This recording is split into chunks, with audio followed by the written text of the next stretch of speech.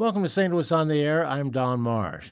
The name Terence Blanchard is well known in the world of jazz and opera.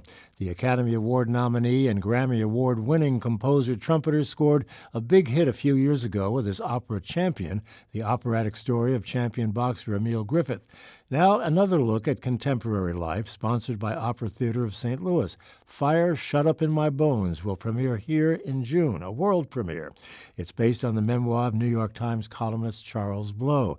Terence Blanchard joins me in studio. It's great to see you. Hey, great to see you, too. Congratulations. What a hectic couple of weeks that you've had putting together an opera and almost winning an Academy Award.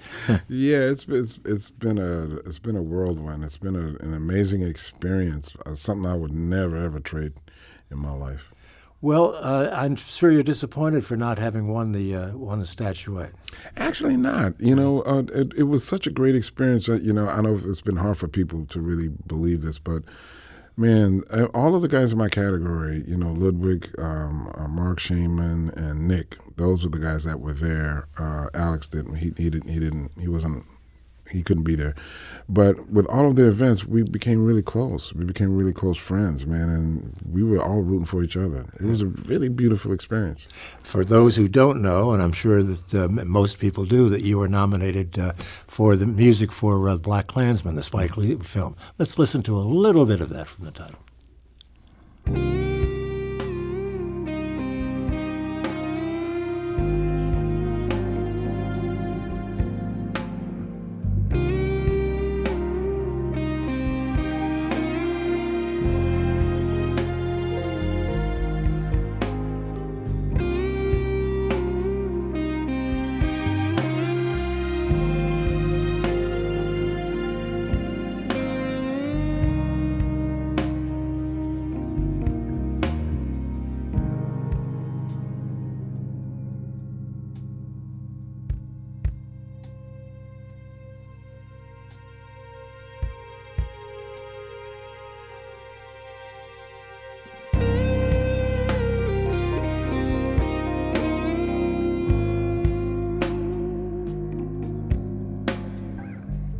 Music from the BlacKkKlansman, composed by our guest Terence Blanchard. What do you think when you listen to that? I mean, it's been a while, obviously, since you put those notes on the paper.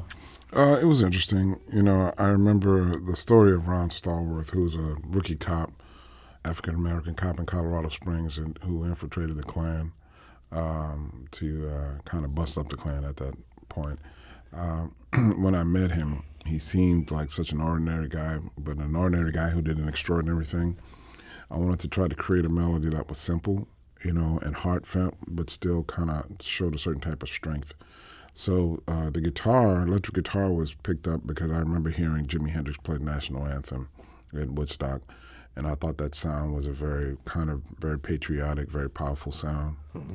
And I thought that would best represent the moment in the 70s. But harmonically, I use some very stacked fifth intervals that generally creates a certain type of power in harmony.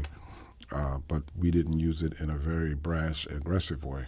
Yeah, it's very almost soothing. Yes. Yeah. So I tried to combine both things, a kind of strong, powerful harmonic progression, but with a bluesy type of melody. What is the process like? I mean, do you see the film, see the rough cut of the film before you compose, or do you kind of get it going before you really see any of it? I try not to. It's funny that you ask that, because I used to try to write when I would get the script, but I had to stop doing that, because when I would read the script, I was basically creating my own movie in my own mind. I see that. So what I've done is I've tried to just wait until I get the first cut of the film. I'm working on another film right now called Harriet Tubman, and I got the first cut, and as soon as I got the first cut, immediately I said, see, this is why I wait, because the way it looks, the look of it, the way it's cut, the speed of the dialogue, the way it's edited is totally different from what I experienced reading the script myself. How long did it take you? Well, I'm in the process of writing that one. So with BlacKkKlansman, we were on a time crunch because Spike wanted to take the film to the Cannes Film Festival. So I basically only had 4 weeks to write the score. Wow. Same thing I said. I don't know much about writing music. That has to be fast. Yeah. Tell me about. We'll certainly talk about the opera that you're here to talk about, but I think a lot of people are interested in the movies and your role in it. And Spike Lee. What is Spike Lee really like? He is a film nerd. You know, he loves making movies. You know, he loves music too, and he's very knowledgeable about music. Even though he would never tell you that. Working with him and Barry Alexander Brown, that was the beautiful thing about the Oscar nominations, because we all were nominated together in various categories. And we've been working together for 30 years. And the thing about him is that he's always put the film and the story first. You know, I've been in the room with him and Barry where they would have discussions about certain things. There would be some shots that were beautiful that I thought, oh man, please don't lose that shot. But they would say, look, it doesn't add anything to the story. So that shows their dedication to what it is that they do. And it's been a real great experience for me to learn from them, you know, and to see their dedication has only inspired me. He was obviously very disappointed not having won. I think he was ticked off, as a matter of fact. Yeah, he was very ticked off. I mean, but, you know, it was his natural reaction, you know, because I think for him, the controversy behind the film, the other film that won, was one that kind of it still sticks with him, you know, because the family themselves had kind of a bit of a problem with the film, and there was a lot of controversy. That's the Green Book that won the Oscar. Yeah. But the thing about it, though, you know, what people didn't see was his enthusiasm for Rami. When Rami won Best Actor, he jumped up as if he won the award. And that's one of the things that I love about Spike, is like he's very dedicated to the craft, and he's about the art form. The reaction video that went viral of him hearing the news of the nomination, but people don't really realize that wasn't him hearing Best Director nomination. That was him hearing Best Picture nomination, and he always says that's because that means everybody that was involved in the project. Why do you think it is that he's been shut out? I think he's been nominated 6 times or 7 times. Yeah. An interesting story. The first time he was up, Driving Miss Daisy won, and this time was the Green Book, both dealing with drivers. Yeah. He said, I keep losing the people driving around the country. Yeah. Right. I don't. You know, I think it's.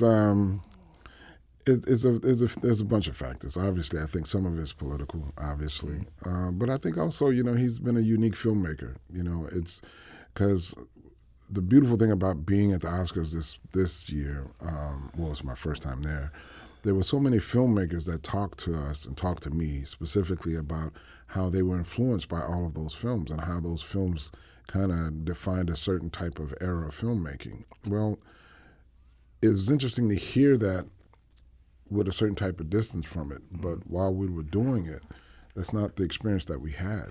You know, the experience that we had was, you know, people necessarily didn't understand where Spike was coming from, or the shots, the dolly, why is the dolly shot always there? But that's part of his cinematic style. And now with a new generation of filmmakers coming up in the business, they are coming in and telling us how much those films have had an impact in their decision-making about making films. Do you think that he chooses subjects that are controversial in and of themselves? They're tough social issues. Do you think that has something to do with it, maybe? It shouldn't. It may, but I wouldn't see why, because there's been other tough topics that have been tackled by other filmmakers. I think part of it, you know, is, you know, he's a very outspoken person. And I think, you know, sometimes people may not, they may be a little nervous about what he might say, you know, on when given the microphone. And I think when he won the Oscar this time, when he won it for the first time, you know, he started talking about bringing the country together. And I think that was a shock for a lot of people. But that's really the Spike that I know. You know, I think he gets a bad rap because people confuse that with him being an angry black man with him being a New Yorker. And see, for me, he's a New Yorker first. And I think what everybody experiences is the New York side of him, the outspoken side of him. But I've always viewed him as a person who cares about everybody. You mentioned Rami Malek, who won the Academy Award for playing Freddie Mercury, Bohemian Rhapsody. I'm guessing you saw it, did you? Oh, man. What did you think of it? I thought it was amazing. And I told him, I said, man, there were moments in that I forgot I was watching a film, because I remember Eddie Mercury. I remember listening to that band and seeing those videos. And it's a testament to his talent as an actor, because whenever you see a performance where you lose yourself into the story and you're not even thinking about this is Rami Malek, that's a testament to the performance of the actor. He spent a long time preparing for that role. He did his homework. Yeah, I thought the movie was great. Well, we talked about Spike Lee and his interest in social issues. You are too. Yes. I mean, given the fact that your latest opera, if you will, certainly deals with that, as did Champion. How do you get into the opera business? I mean, that's not where we expected you to go. I know. I've been asking the same question for years. Well, Opera Theater St. Louis wanted to broaden their experiences, for other folks in the opera world here in St. Louis, and they initially thought about doing a jazz opera as an educational piece for students. But then Jim Robinson, who's the director, he's the director of the opera, said, well, why don't we put it on the main stage? And then it became a main production. And, when there were conversations about composers, Gene Dobbs Bradford, who's the head of Jazz St. Louis, had a conversation with me years ago, and he knew my father loved opera. So he brought my name up, and they approached me, and I literally thought they were crazy. I'm like, you want me to write an opera? Okay, where's this coming from? But it's been one of the greatest experiences of my life. It's been one of the greatest periods of my life working with Opera Theater St. Louis, because they've broken down the stigma of what opera is for me. Yeah. It's really storytelling. That's really what it is. What is the Charles Blow story? We all know him from his op-ed columns in the New York Times. But what is the story that's so compelling? Well, the thing about it is a lot of people, if they read his book, and some people may not know this, but he was molested as a kid, by a family member. And it was a very traumatic time. The book is a memoir about his struggles growing up, being a little different from everybody else in the family and people not really understanding where he was coming from, and he didn't necessarily fit in. And then at the same time that was going on, he was molested by another family member who was visiting, and his trials and tribulations of dealing with that, and how we don't have it in the opera because we cut the opera off at a certain point, but just in talking to him, how he still deals with those issues today as a grown person. And it's an amazing thing to see because he's become so successful and he's so brilliant at what it is that he does. You wouldn't think that he would still have these issues, but they still linger. A lot of good fodder there for good music? The book was very rich, but the libretto, who's written by Casey Lemons, another friend of mine who's a great St. Louisan, I believe. St. Louisan, that's right, and a great film director in her own right. She's the person that I'm working with right now doing Harriet Tubman. Really? Yeah. She adapted the book and really wrote a brilliant libretto and made the libretto musical. And there's a lot of rich ideas and stories within the main story. He grew up in Louisiana, so I imagine there's some pretty good stuff coming out of that neck of the woods. Well, yeah, he grew up in Gippsland, Louisiana, which was where Bonnie and Clyde were killed. I didn't know that. Oh, really? Yeah. I don't know why I thought they were killed in Texas, but he said there's a monument to Bonnie and Clyde that people shoot up periodically, and he said as a result, he thinks that it creates a certain type of aggressive atmosphere, which kind of contributed to what happened to him growing up. Does your music in the opera kind of reflect the kind of music we're used to from that part of the country? I try not to be, I was talking to some people about this earlier today. I've tried not to be on the nose with that, but there will be hints of that. There will be a flavor of that. We're going to have a guitarist who's actually from St. Louis, a young student of mine, the Berklee College of Music, Matt Sewell. He's going to be the feature guitarist in the orchestration. We're talking with Terence Blanchard, who is back in St. Louis because he has an opera that's going to be performed right here. It's going to premiere here in just a couple of weeks with the Opera Theater of St. Louis. Going back to your librettist, librettist, is that the word? Yes, sure. Yeah, Cassie. Again, what comes first, the chicken or the egg? You have to take her. You have to take her words to write the music, or do you work together on that? Yeah, well, we sit down and talked before everything, and we actually brought Charles here to check out one of the seasons a couple of years ago, And then we sat down and just had a powwow with him and talked about the story. And Casey just started to ruminate about everything she was hearing, and she had a lot of questions for him, which was kind of funny. She followed him around like a puppy dog. And then she put together the libretto, and we just started working from there. I started writing. Then there were moments and times when Jim, the director, kind of felt like some things needed to be edited, and she'd go back and edit some things, and then that would affect what I was doing with the music. Mm. There are going to be 6 performances starting in the middle of June. Yes. An awful lot of work has gone into this Yes. for only 6 performances. Well, You're going to take it beyond that, obviously. Oh yeah, we hope to. I mean, we've been blessed with Champion. Champion is going to have its 5th production pretty soon.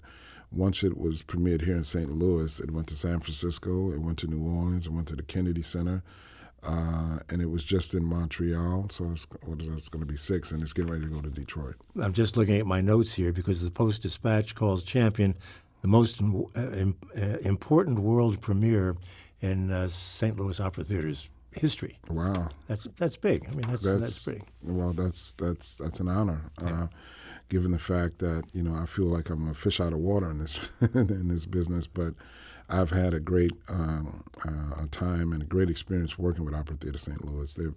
They're very passionate people, very committed. And the thing that I love about what they do the most is that they reach out to the community.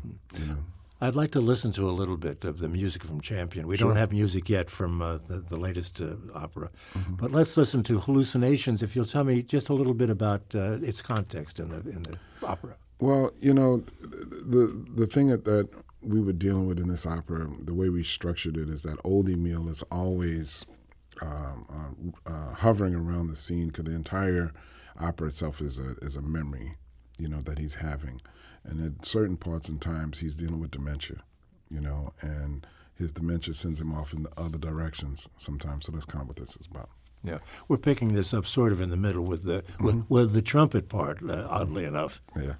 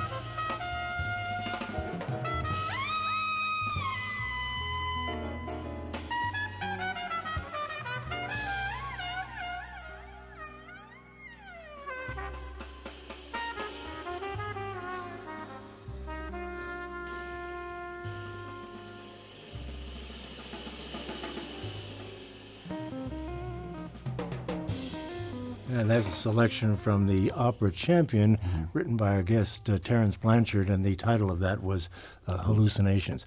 Trumpet featured there. I suppose that you kind of lean in that direction when you're writing, huh? Well, actually, I try not to. I try not to.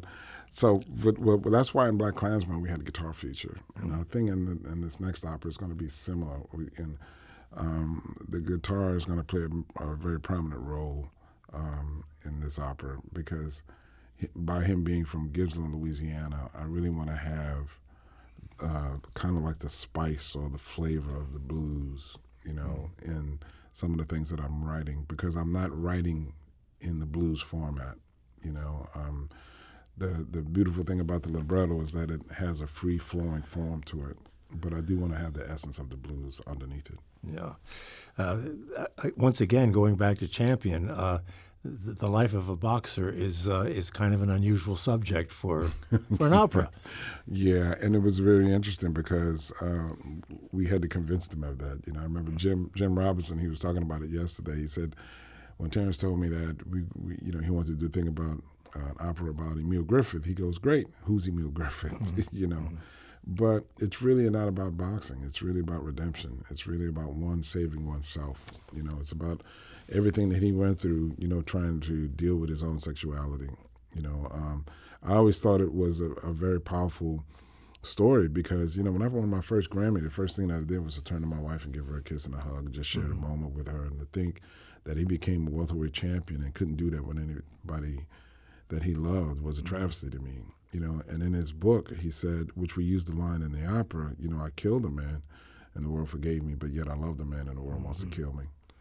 Well, that's dealing with his sexuality and Champion is. I guess you also do that in this one with Charles Blow. Yeah, yes, and it's more about the act of being molested. You know, the whole idea of how it was a family member that did it. Well, Terence Blanchard, we're going to look forward to that, as we do for everything that you do. You're so accomplished at everything you do. Fire, Shut Up in My Bones is going to premiere here in June. It'll be at the Loretto Hilton, and we'll all look forward to it. Thank you. Thanks for having me. And congratulations to you once again for all of your accomplishments. Thank you. St. Louis on the Air is a production of St. Louis Public Radio, 90.7 KWMU, and we'll go out to the sound of BlacKkKlansman.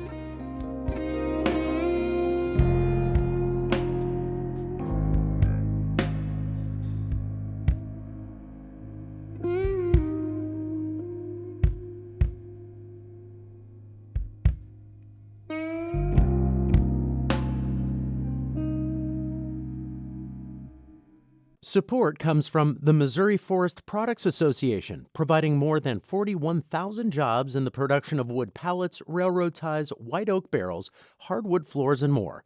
Details at choosewood.com. The Gateway brings you the day's news from the St. Louis region and across Missouri.